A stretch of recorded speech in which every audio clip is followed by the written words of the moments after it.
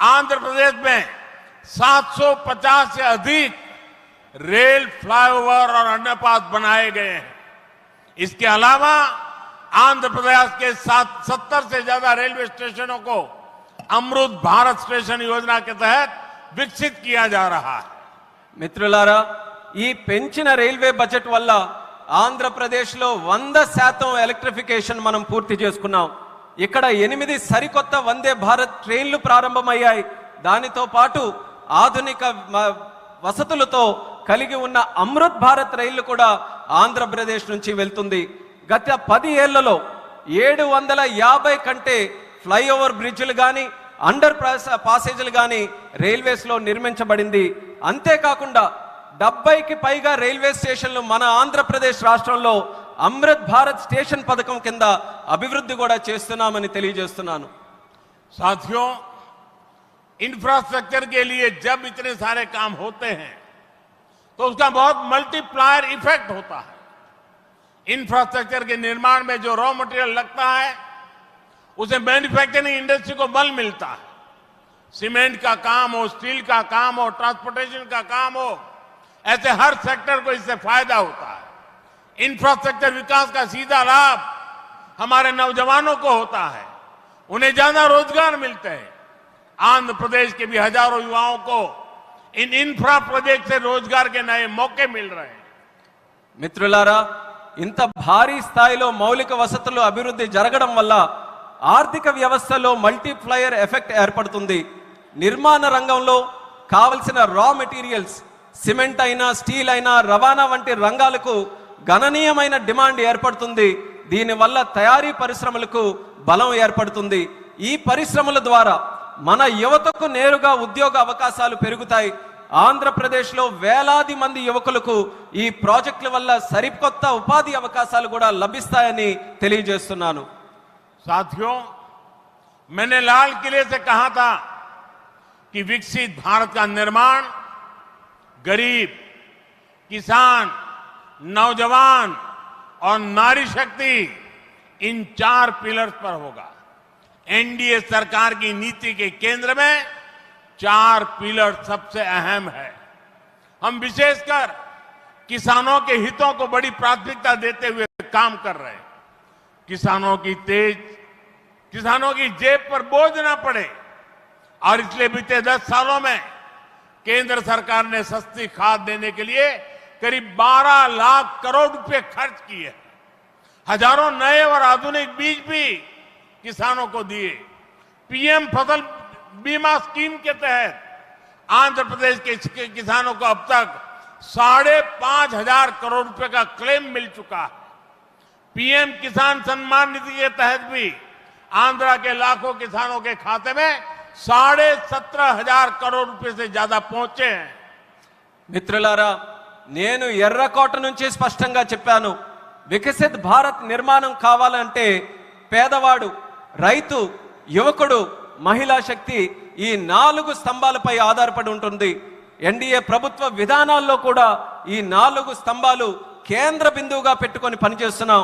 రైతు ప్రయోజనాలు అత్యంత ప్రాధాన్యత తీసుకుంటూ మేమందరం కూడా కేంద్రంలో పనిచేస్తున్నాం. రైతు జేబులకి భారం పడకుండా ఆ ఉద్దేశంతో గత 10 ఏళ్లలో ఎరువుల కోసం ఏకంగా 12 లక్షల కోట్ల రూపాయలు ఖర్చు కేంద్ర ప్రభుత్వం చేసింది. 1000కి పైగా సరికొత్త మరియు ఆధునిక విత్తనాలు కూడా రైతులకి అందించబడ్డాయి. పీఎం పంట బీమా యోజన కింద ఆంధ్రప్రదేశ్ రైతులకు ఇప్పటి వరకు 5,500 కోట్లు నష్టపరిహారం కూడా చెల్లించాం. పీఎం కిసాన్ సమ్మాన్ నిధి ద్వారా లక్షలాది మంది ఆంధ్రప్రదేశ్ రైతుల ఖాతాల్లో 17,500 కోట్ల వరకు వాళ్ళందరికీ కూడా నిధులు జమ చేశామన్నది గర్వంగా తెలియజేస్తున్నాను. साथियों, आज पूरे देश में सिंचाई के प्रोजेक्ट्स का जाल बिछाया जा रहा है। रिवर लिंकिंग का काम भी, उसका अभियान भी शुरू किया गया है। हमारा लक्ष्य है कि हर खेत को पानी मिले, किसानों को पानी की दिक्कत ना हो। यहां नई सरकार बनने के बाद पोलवरम प्रोजेक्ट में भी नई गति आई है। आंध्र प्रदेश के लाखों करोड़ों लोगों का इस प्रोजेक्ट से जीवन बदलने वाला है। पोलावरम प्रोजेक्ट तेजी से पूरा हो, इसके लिए केंद्र के एनडीए सरकार से राज्य सरकार को पूरी मदद दी जा रही है। మిత్రులారా, దేశవ్యాప్తంగా ఇరిగేషన్ ప్రాజెక్టులు నిర్మిస్తున్నాం. అలాగే నదుల అనుసంధాన కార్యక్రమం కూడా మేము ప్రారంభించాం. మా లక్ష్యం ప్రతి పొలానికి నీరు అందించాలి, రైతుకి నీటి సమస్య అనేది రాకూడదు. ఇప్పుడు రాష్ట్రంలో ఎన్డీఏ ప్రభుత్వం ఏర్పడిన తర్వాత పోలవరం ప్రాజెక్టు పనుల్లో కూడా వేగం మరింత పుంజుకుంది. ఈ ప్రాజెక్టు ద్వారా లక్షలాది కోట్లాది మంది ప్రజలు రైతుల తాలూకా జీవితం మారబోతుంది. పోలవరం ప్రాజెక్టు త్వరగా పూర్తవ్వాలని కేంద్ర ఎన్డీఏ ప్రభుత్వం అలాగే రాష్ట్ర ఎన్డీఏ ప్రభుత్వం పూర్తిగా సహకారంతో కలిసిమెలిసి పనిచేస్తాయని తెలియజేస్తున్నాను. साथियों, आंध्र की धरती ने दशकों से भारत को स्पेस पावर बनाने में बहुत बड़ी भूमिका निभाई है।